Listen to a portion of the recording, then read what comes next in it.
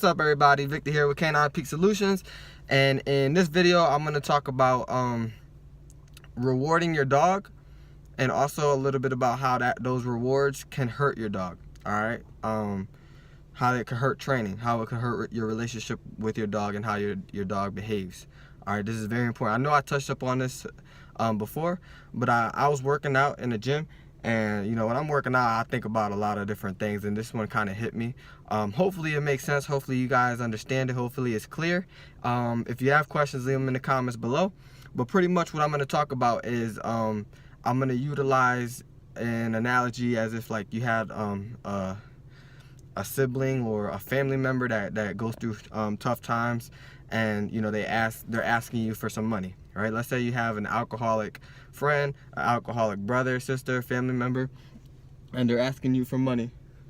And you know, this dude's like waiting behind me, like I'm busy. I'm giving my people some content. Okay, you gotta go. All right. So back to it. Let's say you're giving them some money, and you know they use that money. They're asking you for money to help them, right? They're like, hey, I need this money. Man, I got interrupted again. So a marketer calling me talking about student loans. I don't have any student loans. Okay, back to the video. All right, back to you guys.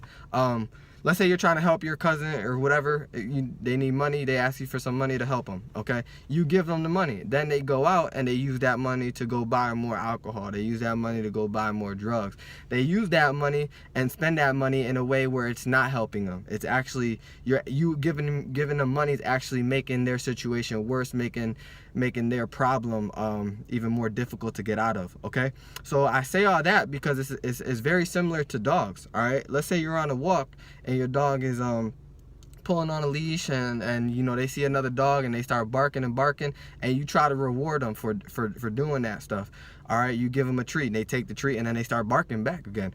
All right, you're rewarding that bad behavior. So a lot of times they won't even take it because they're so fixated on the issue, the other dog or whatever it is. A lot of times they won't take it, but some dogs will and then go right back to doing it.